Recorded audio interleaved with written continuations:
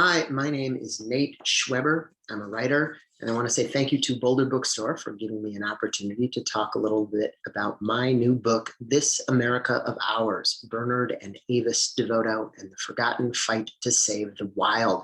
I have 7 questions from Stephanie Schindhelm, which I'm happy to answer. The first is, what inspired me to write the book? I was born and raised in Missoula, Montana. I've always been interested in conservation and the history of the West. That led me to reading Bernard Devoto. And the more I learned about Bernard and Avis Devoto's fight in the McCarthy era to save America's public lands and national parks, the more I thought that it deserved to be written about in a book. And I took a crack at writing that book. The next question is what kind of research I did. In addition to Bernard Devoto's published works, I was so fortunate with this project that both of the Devotos were awesome and prolific letter writers. Bernard has a large archive at Stanford University. Avis's letters are part of the Julia Child collection at Harvard University. In addition to visiting those archives, I went to other archives of friends and antagonists of the Devotos, including Nevada Senator Pat McCarran, an antagonist whose archives are at the Nevada Historical Society and the University of Nevada, Reno. I spent a lot of time in the American Heritage Center in Laramie, Wyoming. I went to the University of Utah in Salt Lake City, where there's the archive for Wallace Stegner, a dear friend of both Devotos. I went to Weber State University in Bernard's hometown of Ogden, which has a collection of his letters. I also visited the University of Colorado in Boulder. The next question is, why did I decide to make the book a dual biography? That's a great question. And the quick answer is that there would have been no Bernard Devoto without Avis Devoto. They were a literary team. They were perfectly matched partners in so many different ways. Bernard was a prolific writer. Avis was a genius editor. Bernard loved attention. Avis treasured her privacy. Bernard loved to eat. Avis loved to cook. They both adored books and literature and wanted to create them together. They both had a very similar sense of humor.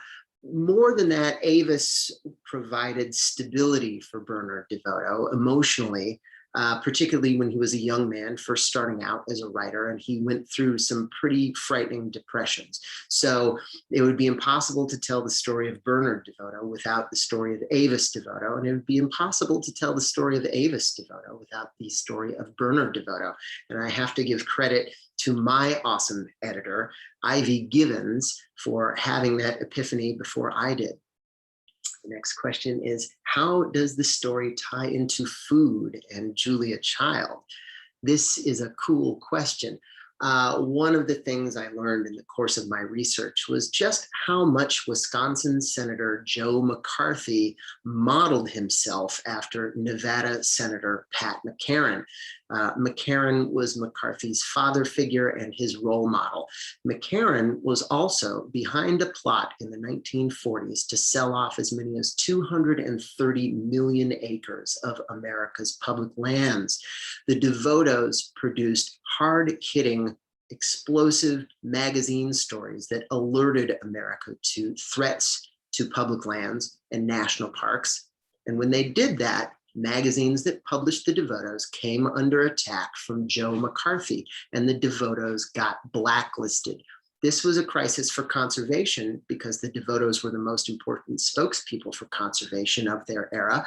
It was also a crisis for the family because if Bernard Devoto didn't get published, they couldn't keep a roof over their head. Fortunately, because Bernard and Avis were such a great team, they started working together more closely than ever before, brainstorming new ideas for different stories that Bernard could write to compensate for his getting blacklisted. Avis suggested that he write about kitchen knives. He did, and in 1952, that got him a fan letter from a then aspiring cookbook author living in Paris, Julia Child. Avis answered a lot of Bernard's fan mail. She wrote Julia back, and they became best friends for the rest of their lives.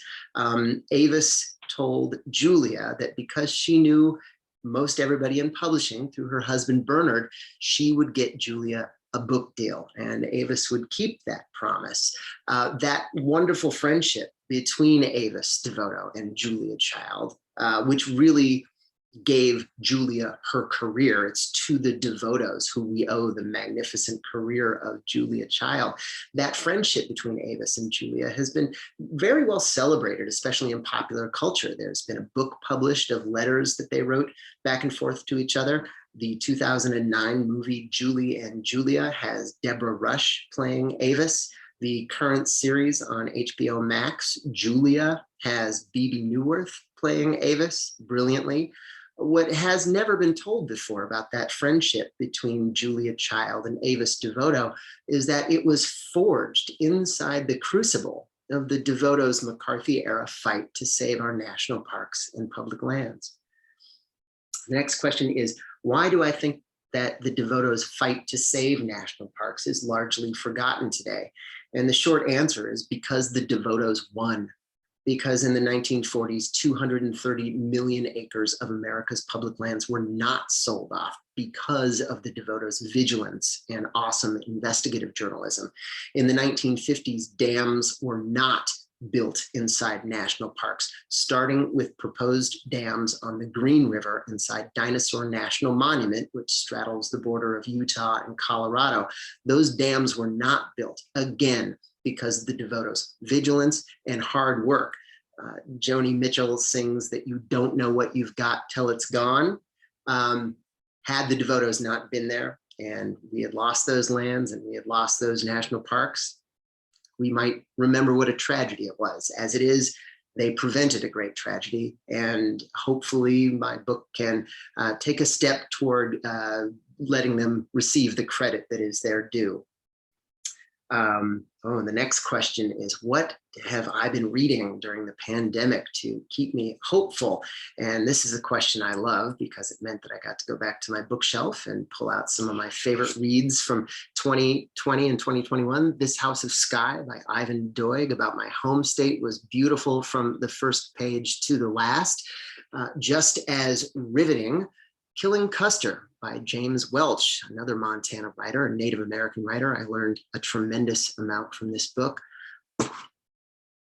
Toni Morrison's Beloved. I'm making a new resolution that if somebody wants a book banned, I want to read the book. This was a gripping read. Also a book that people wanted banned, and shame on me for having only skimmed it in school. Rereading Huck Finn was a delightful experience, an amazing experience.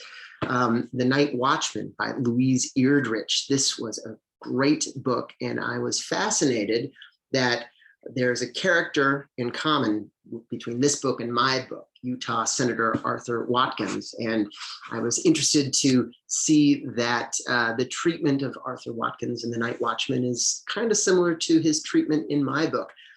Erosion by the great Terry Tempest Williams. I love everything that she writes, and this book was no exception. I was very, very blessed and gratified that she had some nice things to say about my book. The last question is there anything that I would like people to know about my book? And I think I can just say that I don't think there's any other book out there quite like mine that is about national parks conservation, McCarthyism, and gourmet cooking. I want to read just a little bit from my prologue, and because I'm fortunate enough to be talking to supporters of Boulder Bookstore, I want to read a little bit about the Devotos going to Boulder in 1948. They loved Boulder. They visited every chance that they got. And this kicks off here. The Devotos fly to Boulder briefly in mid-June, and Bernard gives an impassioned speech about conservation while accepting an honorary degree from the University of Colorado. It is a controversial accolade from his home region that he says pleases me a damn sight more than the Pulitzer Prize did. They pause on June 30th. The Devotos cheer their silver wedding anniversary.